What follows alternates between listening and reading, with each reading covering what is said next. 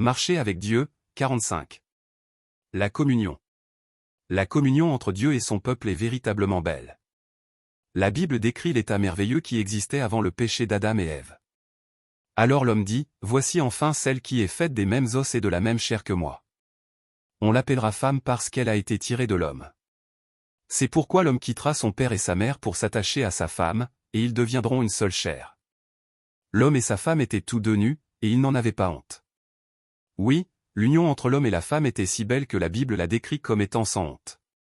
Leur unité, leur communion, était vraiment parfaite. Ce que Dieu désire. La Bible nous parle de différentes manières de ce que Dieu désire. Et maintenant, Israël, qu'est-ce que l'Éternel ton Dieu demande de toi, sinon que tu le craignes, que tu marches dans toutes ses voies, que tu l'aimes, que tu serves l'Éternel ton Dieu de tout ton cœur et de toute ton âme, et que tu observes ses commandements et ses lois que je te prescris aujourd'hui, pour ton bien? Dieu veut que son peuple le craigne, marche dans ses voies, l'aime, le serve de tout son cœur et de toute son âme, et garde ses commandements. En résumé, Dieu désire que nous marchions avec lui. Avec quoi me présenterai-je devant l'Éternel, pour m'incliner devant le Dieu d'en haut? Me présenterai-je avec des holocaustes, avec des veaux d'un an? L'Éternel agréera-t-il des milliers de béliers, des myriades de torrents d'huile? Donnerai-je mon premier-né pour ma transgression, le fruit de mes entrailles pour mon péché? On t'a fait connaître, ô homme, ce qui est bien. Et ce que l'Éternel demande de toi, c'est que tu pratiques la justice, que tu aimes la miséricorde, et que tu marches humblement avec ton Dieu.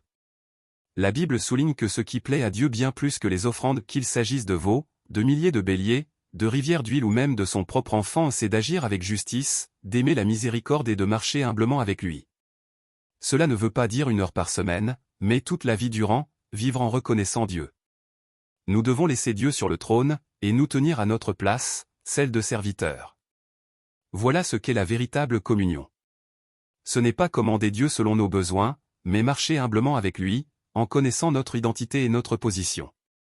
Marcher avec Dieu, connaître la direction. Marcher ensemble signifie être accordé.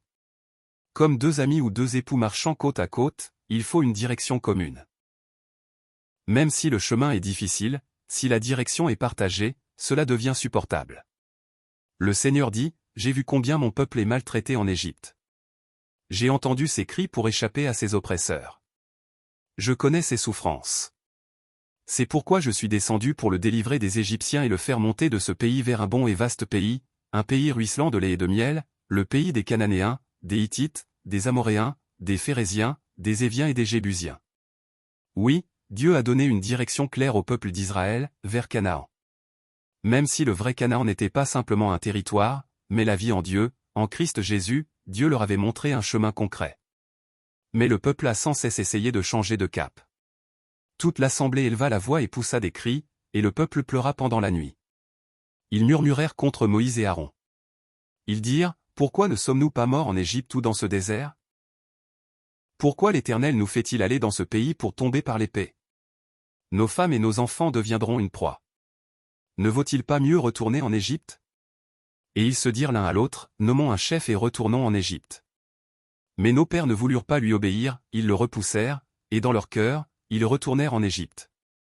Ils dirent à Aaron, « Fais-nous des dieux qui marchent devant nous, car ce Moïse qui nous a fait sortir d'Égypte, nous ne savons ce qu'il est devenu. » Dieu les appelait à entrer en lui, intérieurement. Mais les Israélites tournaient les yeux vers l'extérieur, vers le monde. Ils avaient dans leur cœur une direction complètement différente. Pour que la communion soit remplie de joie et de reconnaissance, il faut que les deux marchent dans la même direction. Si les directions sont différentes, il n'y a pas de marche commune. Cela devient impossible. Savoir avec qui nous marchons. Marcher ensemble, c'est partager le joug.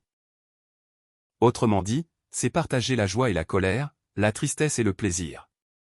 Le chemin de la marche commune n'est pas toujours joyeux.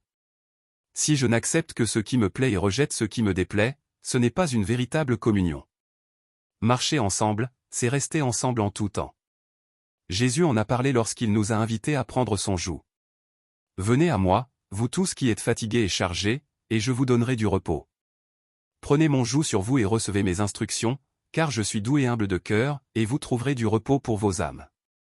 Car mon joug est doux, et mon fardeau léger. » Jésus nous invite à marcher avec lui. En Israël, un joug était généralement un joug double porté par deux animaux.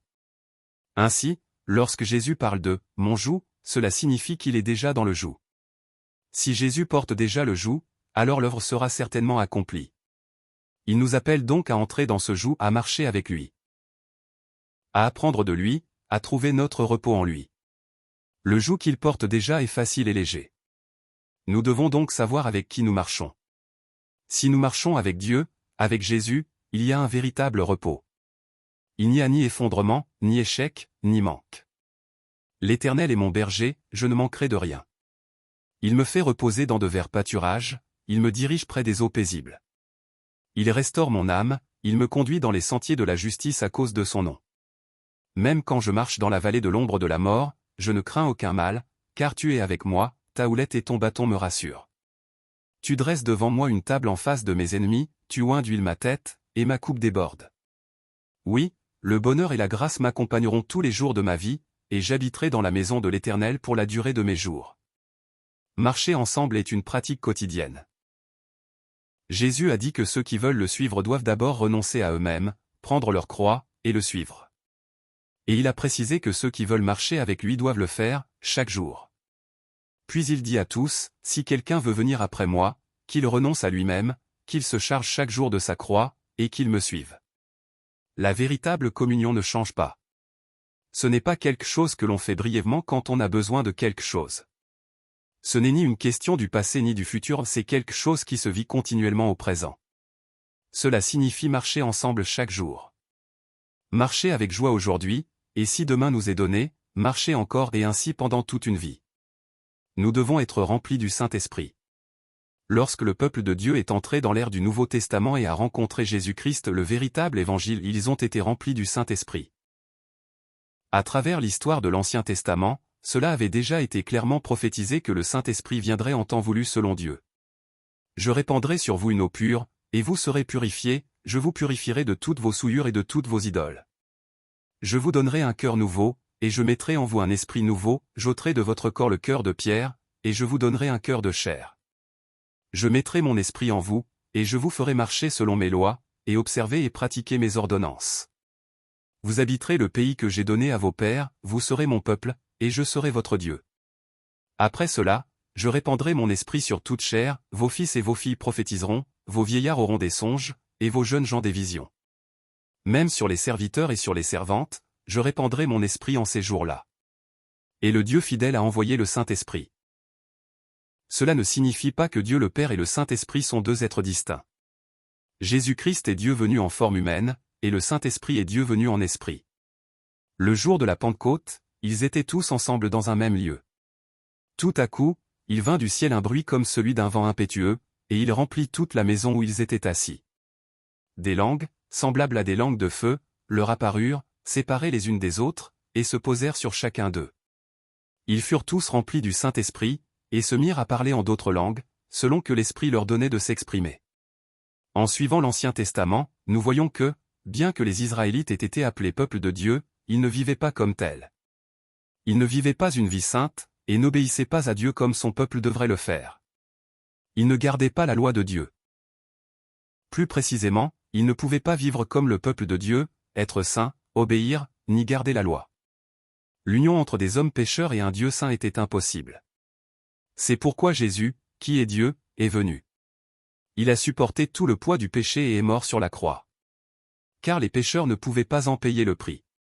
Et par le chemin de la réconciliation ouvert par Jésus-Christ, l'Esprit de Dieu est venu. Seuls ceux qui sont remplis de l'Esprit de Dieu peuvent marcher avec lui. Ainsi, marcher avec Dieu n'est pas une relation entre égaux.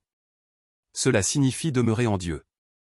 Ce ne sont pas deux êtres séparés, mais unis dans l'action. Demeurez en moi. Avant de porter la croix pour accomplir la justice de Dieu, Jésus a dit à ses disciples, « Demeurez en moi ». Demeurer en Jésus, c'est demeurer en Dieu. Seul Jésus peut demeurer dans le Dieu saint. Et ce n'est qu'en demeurant en Jésus que nous pouvons entrer en Dieu. Je suis le vrai CEP, et mon Père est le vigneron. Tout sarment qui est en moi et qui ne porte pas de fruit, il le retranche, et tout sarment qui porte du fruit, il l'émonde, afin qu'il porte encore plus de fruits. Déjà vous êtes purs, à cause de la parole que je vous ai annoncée. Demeurez en moi, et je demeurerai en vous. Comme le sarment ne peut de lui-même porter du fruit, s'il ne demeure attaché au CEP, ainsi vous ne le pouvez pas non plus, si vous ne demeurez en moi. Je suis le CEP, vous êtes les sarments. Celui qui demeure en moi et en qui je demeure porte beaucoup de fruits, car sans moi vous ne pouvez rien faire.